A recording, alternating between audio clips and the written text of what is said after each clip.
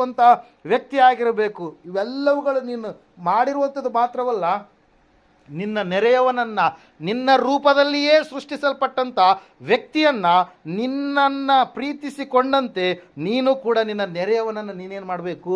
ಪ್ರೀತಿಸಬೇಕು. ಯಾಕಂದರೆ ಅವನಲ್ಲಿಯೂ ಕೂಡ ಆ ಒಂದು ನಿನ್ನಲ್ಲಿರ್ತಕ್ಕಂಥ ರೂಪ, ನಿನ್ನಲ್ಲಿರ್ತಕ್ಕಂಥ ಒಂದು ಗುಣ ಸ್ವಭಾವಗಳು ಅವನಲ್ಲಿಯೂ ಕೂಡ ಇದ್ದಾವೆ. ಅವನು ಕೂಡ ದೇವರ ಸ್ವರೂಪದಲ್ಲಿ, ದೇವರ ಹೋಲಿಕೆಯಲ್ಲಿ ಸೃಷ್ಟಿ ಮಾಡಲ್ಪಟ್ಟಂಥ ವ್ಯಕ್ತಿಯಾಗಿದ್ದಾನೆ.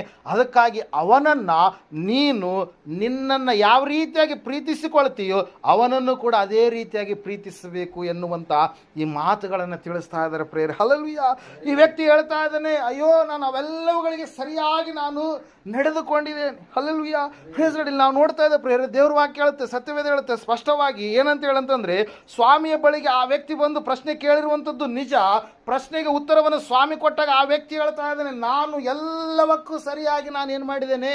ನಡೆದುಕೊಂಡಿದ್ದೇನೆ ಅಂತೇಳಿ. ಆದರೆ ಆತನು ಎಂತಹ ಒಂದು ಜೀವಿತವನ್ನು ಜೀವಿಸ್ತಾ ಇದ್ದಾನೆ? ಆತ ಸ್ವಾರ್ಥವಾದಂಥ ಒಂದು ಜೀವಿತ. ಎಂಥ ಜೀವಿತ ರೀ? ನಾನು ಮಾಡಿದ್ದೇ ರೈಟ್, ನಾನು ನಡೆದದ್ದೇ ದಾರಿ ಎಂಬುದಾಗಿ, ನಾನು ಆಲೋಚನೆ ಮಾಡಿದ್ದೆ ಕರೆಕ್ಟ್, ನಾನು ಈ ರೀತಿಯಾಗಿ ಭಕ್ತಿ ಮಾಡ್ತೀನಿ, ಈ ಭಕ್ತಿಯೇ ನಿಜವಾದಂಥ ಭಕ್ತಿ, ಈ ಭಕ್ತಿ ಮಾಡೋದ್ರಿಂದಲೇ ನಾನು ಸ್ವರ್ಗ ಸೇರೋದಕ್ಕೆ ಸಾಧ್ಯ ಎನ್ನುವಂಥ ರೀತಿಯಲ್ಲಿ ಈ ವ್ಯಕ್ತಿ ಏನು ಮಾಡ್ತಾ ಇದ್ದಾನೆ? ಜೀವಿಸ್ತಾ ಇದ್ದಾನೆ ಪ್ರೇರ. ಆದರೆ ಏಸಪ್ಪ ಹೇಳ್ತಾ ಇದ್ದಾರೆ, ನೀನು ಆ ರೀತಿಯಾಗಿ ಮಾಡಿರುವಂಥದ್ದಲ್ಲ, ನಿನಗೆ ಒಂದು ಕಡಿಮೆಯಾಗಿದೆ, ನಿನಗೆ ಒಂದು ಕೊರತೆ ಇದೆ. ಯಾವ ಕೊರತೆ ಇದೆ ಎಂಬುದಾಗಿ ಹೇಳ್ತಾ ಇದ್ದಾರೆ. ನೀನು ನಿನ್ನ ಆಸ್ತಿ ಎಲ್ಲವನ್ನ ಮಾರಿ ನೀನು ಬಡವರಿಗೆ ಕೊಟ್ಟು ನೀನು ಸಂಪೂರ್ಣನಾಗಬೇಕಾದರೆ ನೀನು ನನ್ನನ್ನು ಹಿಂಬಾಲಿಸು, ಪರಲೋಕದಲ್ಲಿ ನಿನಗೆ ಸಂಪತ್ತು ಇರುವುದು ಎಂಬುದಾಗಿ ಈ ವ್ಯಕ್ತಿ ಬಹಳ ಆಲೋಚನೆ ಮಾಡ್ತಾ ಬಂದಿದ್ದಾನೆ. ಹಲ್ಲೆಲೂಯಾ. ಆತನಲ್ಲಿ ಬಹಳ ಅಂತಸ್ತಿದೆ, ಐಶ್ವರ್ಯ ಇದೆ, ಅನೇಕವಾಗಿರ್ತಕ್ಕಂಥ ಬಂಗಾರದ ಕಾಸುಗಳಿದಾವೆ, ಎಲ್ಲ ಇದೆ. ಆದರೆ ಆತನಲ್ಲಿ ರೊಕ್ಕ ಇದೆ, ಆದರೆ ರಕ್ಷಣೆ ಎನ್ನುವಂಥದ್ದು ಆತನಲ್ಲಿ ಇಲ್ಲ ಪ್ರಿಯರೇ.